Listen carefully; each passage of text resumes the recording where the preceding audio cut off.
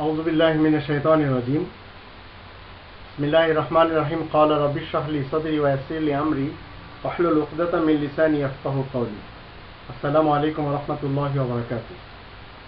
কোরআনের দৃষ্টিতে ফুটবল খেলা, ক্রিকেট খেলা ও টেনিস খেলা এগুলি বৈধ কিনা আর এই খেলাগুলি দেখা বৈধ কিনা এই ব্যাপারটি নিয়ে যখন আমরা কোরআনের থেকে জানব তখন আমরা জানতে পারবো কোরআনের 2 নম্বর সূরা আল বাকারার 219 নম্বর আয়াতে আল্লাহ বলেন দুটি জিনিসকে আল্লাহ হারাম করেছেন। দুটি জিনিসে খুব বেশি ক্ষতি রয়েছে, যদিও সীমিত উপকার দেখা যায়। তার ভিতর একটা হলো ইয়াসালুনাকা আনিল খামরি ওয়াল মাইসির কুল ফীহিমা ইসমুন কাবীর ওয়া মানাফিউ লিন-নাস ওয়া ইসমুহুমা আকবারু মিন নাফইহিমা। এখানে আল্লাহ বলেন যে মদ এবং জুয়া এই সম্পর্কে যখন তোমার কাছে কেউ জিজ্ঞেস করবে তখন তুমি বলে দেবে যে এই উভয়ে কিছু উপকার রয়েছে, কিন্তু উপকারের তুলনায় ক্ষতি সবচেয়ে বেশি রয়েছে।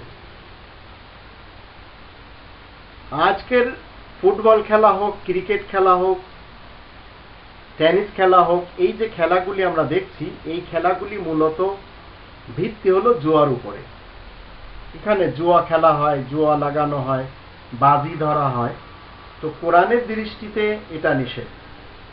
খেলা যদি আমরা খেলাধুলা দেখি, খেলাধুলার ব্যাপারে আমরা যদি কোরআনের 12 নম্বর সূরা ইউসুফ এর আয়াত নম্বর 12তে দেখি তাহলে এখানে আমরা দেখতে পাই খেলাধুলা ইসলামে নিষেধ নেই। এখানে একটি আয়াত আছে, আল্লাহ তাআলা বলেন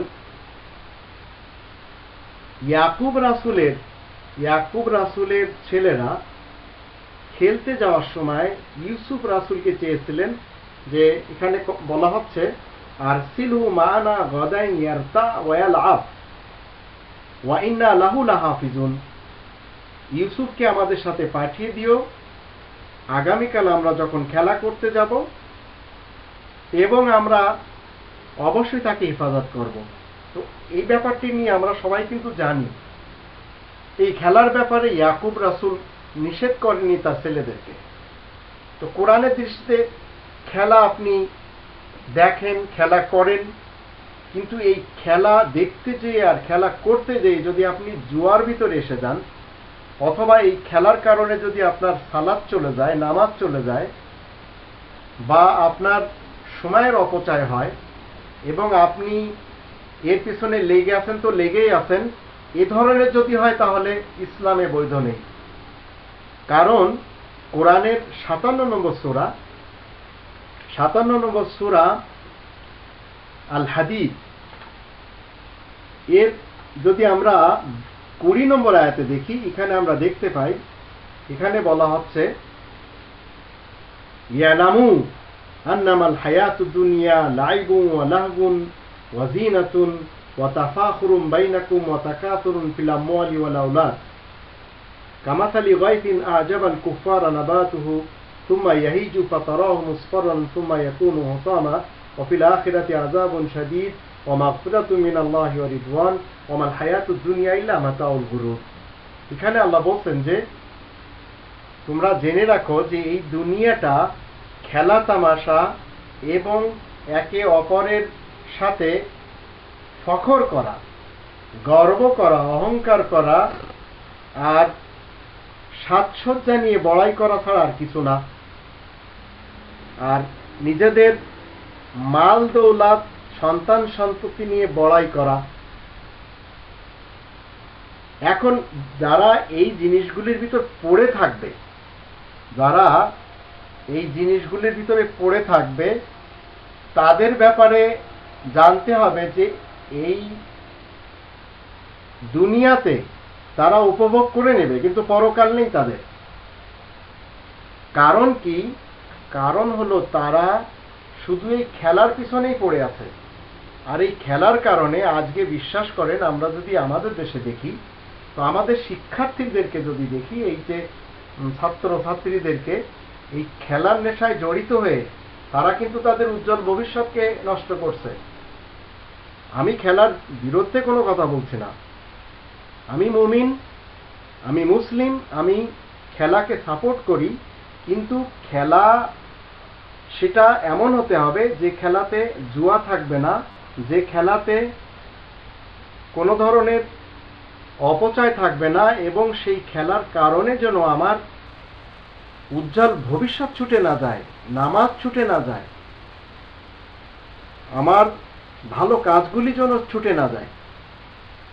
তো আমাদের দেশের শিক্ষার্থীরা তারা এই খেলার নেশায় পড়ে ভবিষ্যৎ নষ্ট করছে। পড়ায় তাদের মন নেই, তাদের মনোযোগ ওই খেলা। আর খেলাগুলির পিছনে আমরা যদি একটু দেখি, বিভিন্ন ধরনের লক্ষ কোটি ডলারের জোয়া লাগছে।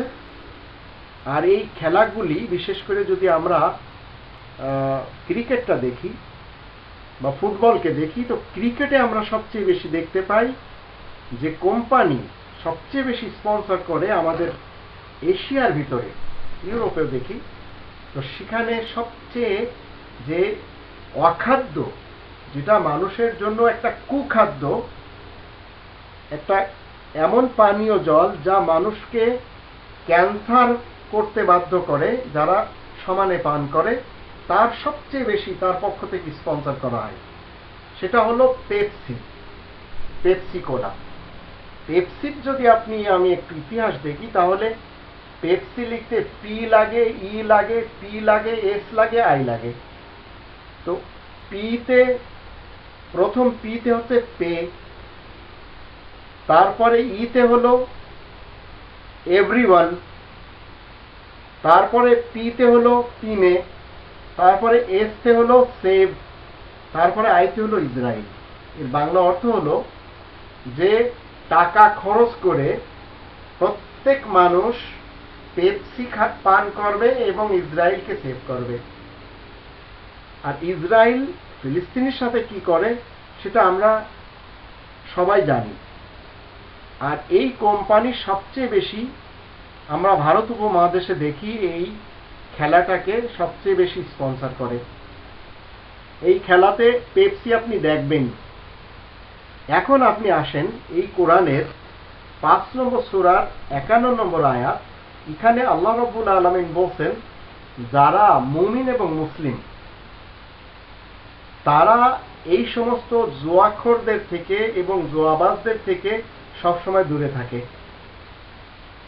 আবার খেলোয়াড়দের ব্যাপারে আমরা জানি, অনেক খেলোয়াড়দের আমরা দেখতে পাই তারা জিনাখোর, তারা ধর্ষক, জুয়াবাজ। এখন যদি আপনি এবং আমি কোরআনের অনুসারী হওয়ার দাবি করি, তাহলে 5 নম্বর সূরা আল মাইদার 2 নম্বর আয়াতের দৃষ্টিতে আপনি এই ধরনের খেলায় অংশ নিতে পারবেন না, যেখানে জুয়া চলে, যেখানে জিনাখোরেরা খেলা করে, যেখানে ধর্ষকরা মাঠ গরম করে, যেখানে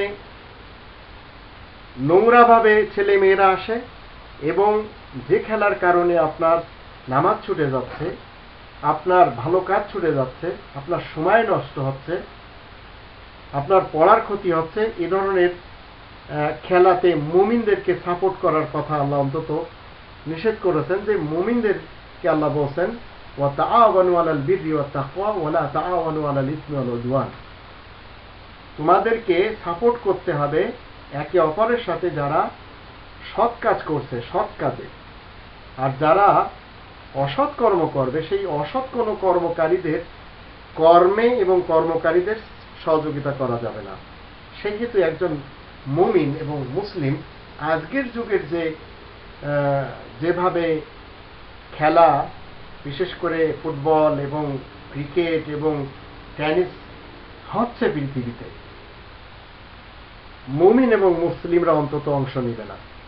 কারণ এখানে গেলে সাপোর্ট করা হচ্ছে অনিচ্ছাকৃতভাবে বা ইচ্ছাকৃতভাবে এই সব সোসাইটির লোকদেরকে।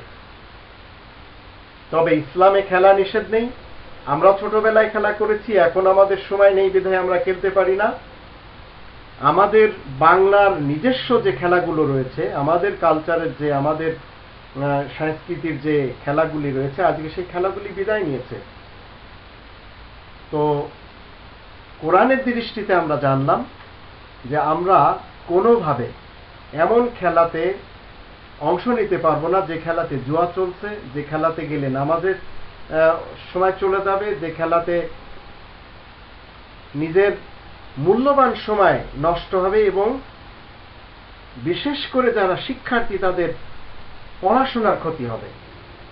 তো এ ব্যাপারে অন্তত আমাদের একটু সচেতন হওয়া দরকার। এতটুকু যদি আমরা হই তাহলে আমাদের ভবিষ্যৎ অন্তত খারাপ থাকবে না এবং খারাপ হবে না।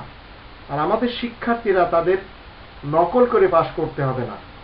তো মুমিন সোসাইটির জন্য বিশেষ করে এই আয়াতগুলি, কারণ আয়াত যারা মানে তাদেরকে মুমিন মুসলিম বলা হয়, আর যারা আয়াতের বিপরীত চলে তারা যেমন ইচ্ছা তেমন চলতে পারে। এই ব্যাপারটি নিয়ে আমরা যদি কোরআনে দেখি তাহলে 18 নম্বর সূরা আল কাহাফের আমরা যদি দেখি তাহলে দেখতে পাই তার 19 নম্বর আয়াতে 29 নম্বর আয়াতে আমরা সেখানে দেখতে পাই আল্লাহ রাব্বুল আলামিন বলছেন, যার ইচ্ছা সে সৎ পথে চলবে, যার ইচ্ছা সে অসৎ পথে চলবে। এটি কোরআনের ফয়সালা।